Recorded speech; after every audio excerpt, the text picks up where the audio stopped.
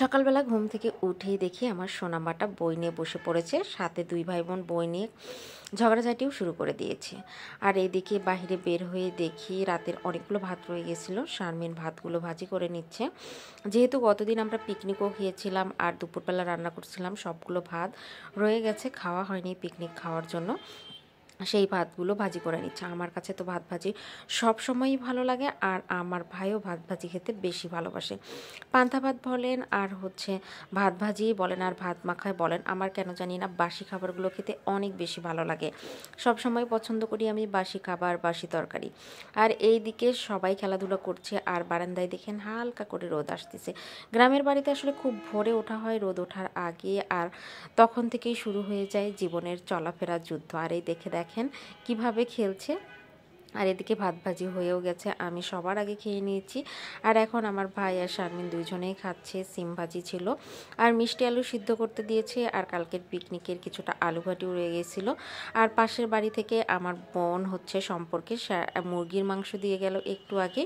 তো এইটা গ্রামের ভালোবাসা, একে অপরের প্রতি সবসময় ভালোবাসা দেখায়। ভালো কিছু রান্না হলেই সবাই সবাইকে দিয়েই খায়। আর এদিকে মনে হচ্ছিল আলু পোড়া খাবো। ছোটোবেলায় যখন আলু তুলে নিয়ে আসা হতো তখন সারাদিনই এভাবে চুলায় দিতাম আলু পোড়া, মানে আলু পুড়ে খেতে আমার কাছে অনেক বেশি ভালো লাগে। আর সেই জন্যই সবসময় আলু এভাবে দিতাম, আর সারাদিনই আলু পুড়ে খেতাম আমরা। যখনই রান্না শেষ হতো তখনই দিয়ে খেতাম। কে কে আছেন আমার মতো ছোটোবেলায় এরকম আলু পুড়ে পুড়ে খেতেন, অবশ্যই কমেন্টস করে জানাবেন। আমার ছোটোবেলাটা গ্রামে কেটেছে। আসলে গ্রামে যারা ছোটোবেলা কাটিয়েছেন তাদের তো মানে বলতে হবে না গ্রামে কাটানোর আনন্দটা কি।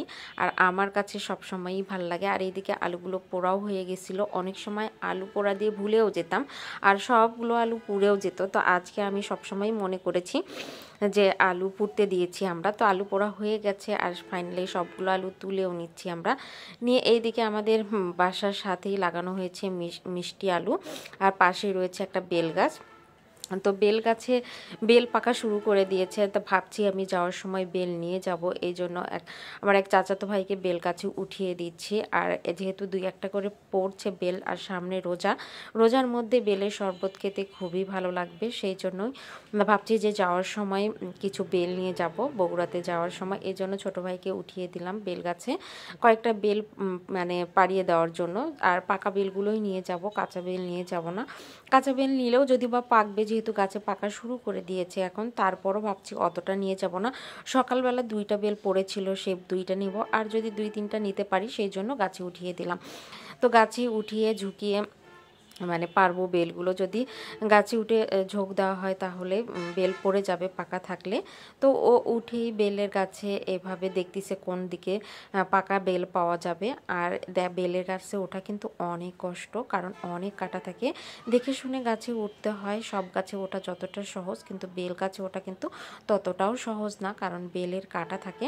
আর এইদিকে ও ঝোঁক দিয়ে কয়েকটা বেল পড়েছে, মনে হয় 4টা বেল পড়েছিল। যদিও বা সবগুলো বেল একদমই গাছ পাকা ছিল না, কিছু বেল ছিল শুকনা, মানে শুকিয়ে গিয়েছিল, ইঁদুর লেগেছে গাছে, সেই জন্য বেল শুকিয়ে গেছে। তো আজকের ভিডিওটা কেমন লেগেছে আপনাদের কাছে কমেন্ট